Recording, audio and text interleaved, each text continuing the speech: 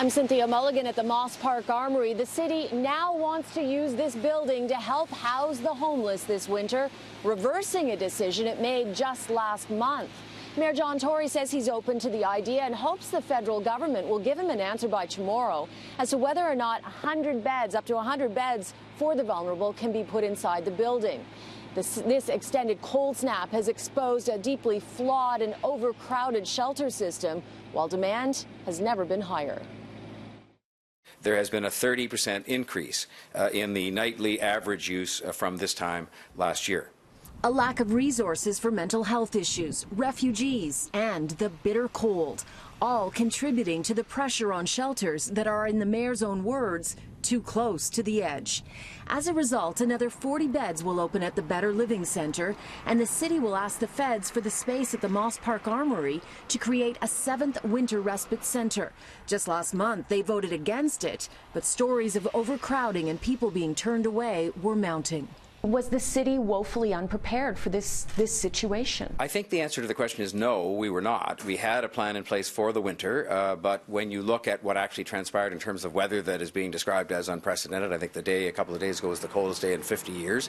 The refugee situation, which was something that obviously was coming to our attention as the year wore on, we took steps. But again, I think this is a very fluid, evolving situation. I'm in the West End. Do you have anything in the West End available tonight? Not at the moment. People keep saying there's probably something over at the CNE, but I don't know where to go there. Yeah, but right now it's 11. They have been filled up. They're filled up at the Better Living Center? Yeah. Yesterday, this audio recording of a city worker telling a street pastor there were no beds available, when in reality there were, drew condemnation from homeless advocates who say it is a common problem. Today, the mayor blamed a lack of adequate technology for the mistake. People are, again, using clipboards and pens to keep track of things, and you're going to get, I think, miscommunication of information. But the fact is that no one should have been told at any time, because it just wasn't true, that there wasn't space available for them. The mayor wants to get to the root of the homeless issue, which he blames on an unaddressed mental health crisis and a lack of supportive housing. He's asking the province for an emergency meeting in the next 7 days. It's a great turnaround. It's great. Better late than never. We've been calling for this for a year.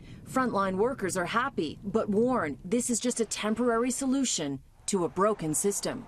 People have to realize this has been building for a couple of years in a very serious way.